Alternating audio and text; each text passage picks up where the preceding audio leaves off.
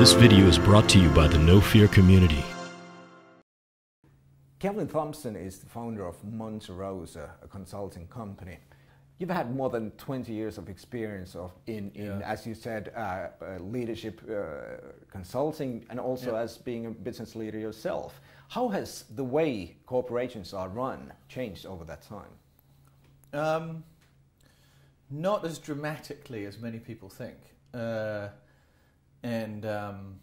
Although I think it's now starting to, I think the speed of change is moving faster than many people are used to. I think it's the speed of change is picking up, right? But if I look at so I entered the kind of workforce myself in late 80s. Didn't really have any strategic involvement until about 7 years in, right? So I hit mid-90s before I'm involved in any form of dialogue, any form of strategic dialogue to do with leadership. I'd say over the sort of the web revolution, sort of Web 1.0, wasn't really that much change.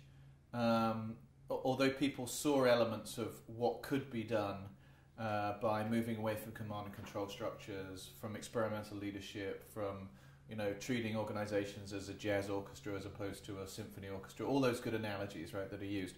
And that's why there were so many, thousands of books written on sort of the changing role of leadership. I think there are probably more books written in that decade than ever before.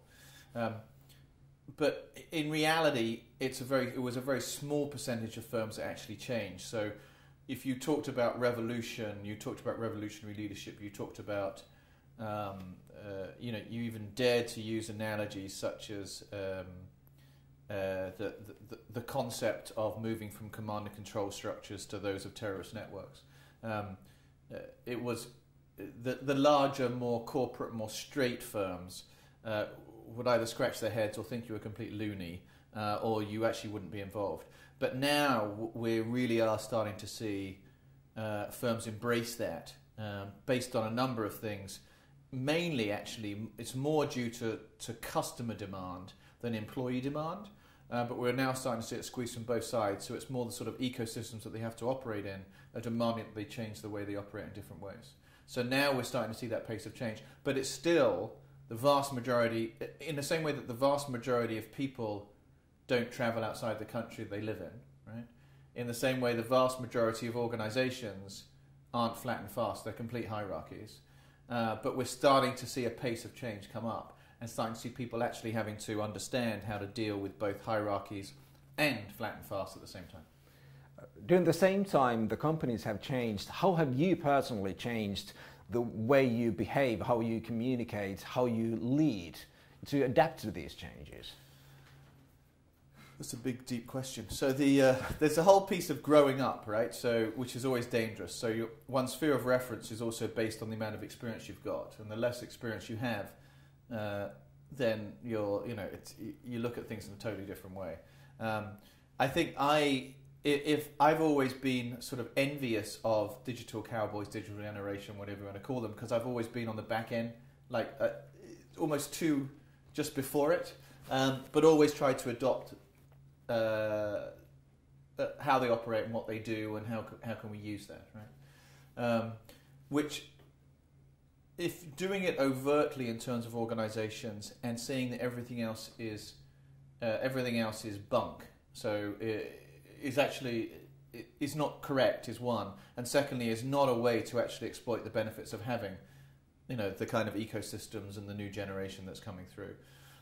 I think what I've done, and maybe it's an age thing from a leadership perspective, or alternatively, I think it's a wisdom thing. I also think it's a way of actually getting more real about what results stakeholders are looking for, and the people that I deal with are looking for. Is actually learn how to embrace both old traditional ways of working and people who are more comfortable in that, with also new ways of working and people who are comfortable in that, and never trying to force one down another person's throat or vice versa. And I still think this is the generational shift age, right, where not everyone's a digital cowboy. not everyone's comfortable working without rules. Not everyone's comfortable not being told what to do on a daily basis, right? So you need to be able to embrace both in order to exploit the benefits of both. You used several very picturesque analogies for the way companies are run today. Yeah. They're like jazz bands, they're like terrorist Yeah. organizations. Which is the best analogy you like to use today? I think it's. I was thinking about this earlier because you sent me some things to talk about, and it's going to sound really bizarre, but I think the best organizations are those that can embrace all of those, right? Not an organization that says it's just, it's. Let's take the analogy we used, right? So the orchestra versus the jazz is basically, all based on John Cale stuff of jamming, right? And how in an orchestra, in a jazz band, not only do you have to have the skills of being that to play an orchestra, but also you have to be able to be fluid and free and be able to pass the tune and the accountability along. I think that there are many musicians who would be very uncomfortable playing in a jazz band, right? And there are many jazz people who are very uncomfortable in an orchestra, but if you don't understand how to employ both, how to encourage both, and how to motivate both, you have an issue. And I think a lot of what we see in organisations today is the ability to not just tolerate, but encourage different styles, different ways of working. So effectively, the best form of organisation, and that which has developed its own bunch of ecosystems, its own sort of its own organisations with pools of people of common interests, but all overarched by a central theme. And the central theme is that as you bring these things together, that the stakeholders of each of those will benefit the overall stakeholder of the business. But the concept that the whole organisation is all working just for one CEO, those days are long gone. One of the main points in No Fear is that leaders are not born, they are made. Mm-hmm. How would you emphasize the importance of training the leader? Yeah, I think that will be a very contentious one, the whole nature versus nurture piece. It is enormous. It's a wonderful thing when people say it's a DNA piece and it's not about training, it's about just people who are born. But look at the organizations that have invested in training, right? And look at the CEOs who are now today in organizations, leading organizations. Okay? So in America, for example, it's GE and it's Goldman Sachs. Okay? Goldman Sachs diaspora leads many financial services businesses. GE diaspora leads many industrial businesses, and most people can name CEOs from each of those organizations. They trained intensely the talent that was coming in. It made a number of things. One is they therefore attracted the best talent to come in who would be future leaders. When the leaders did come in, it got them to train so that they actually were skilled and tooled for the task. And it also develops an alumni, right, of people who in the new world, right, can actually support each other, even though they may be in competing, or which is nowadays more the case in cooperating businesses. So businesses where you're both competing and you're also you need to be able to collaborate. So if you look at so it becomes more and more important, I think, today to train those people and to bring them together as a group of individuals in order to both learn from each other, but also as time goes on to actually build that network of future leaders, because there's no organisation that today that I can even think of that stands in its own right without relying on other organisations, and the connections between those leaders becomes more and more and more important. In fact, it's one of the things when we're looking at hiring CEOs and other executives is the emotional quotient, their ability and their networks and who they know and how they are involved in those kind of ecosystems is becoming more and more of an important factor in hiring a successful exec. Your company, Monte Rosa, describes 4 global trends which are shaping the way companies are run in the future. Urbanization, climate change, demographics and knowledge growth. How should leaders address these changes? So we chose those four because we believe that they are major global issues that are that CEOs are going to have to address with the companies, right? I'm sure that there will be some others, but those are the four we chose on, and we want to look at what the implications, to answer your question, what the implications are for leaders because of these, i.e. what the implications are because of their impact on firms.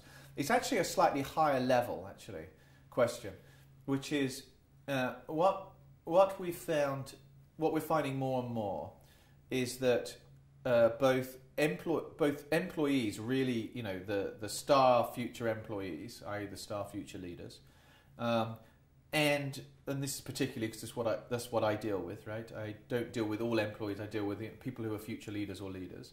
The customers of firms are starting to demand that the firms do something about these things. They make choices, right, based on particularly digital generation, whatever else, makes choices based on whether companies are dirty, right?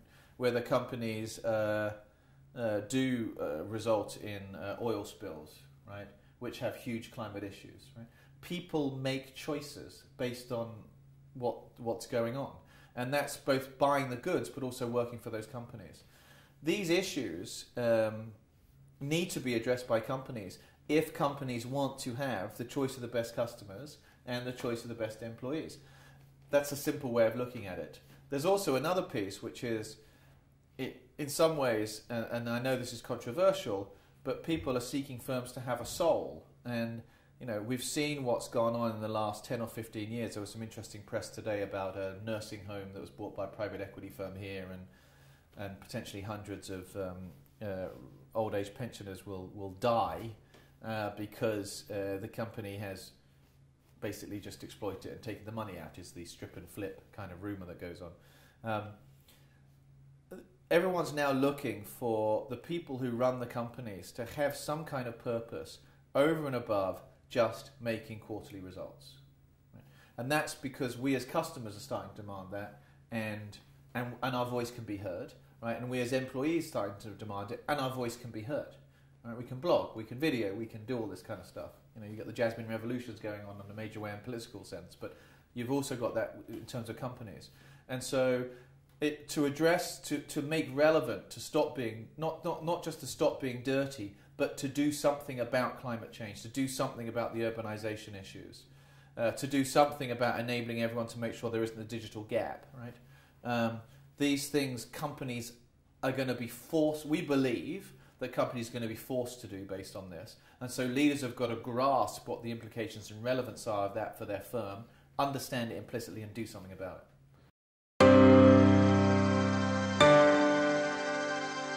This video is brought to you by the No Fear community.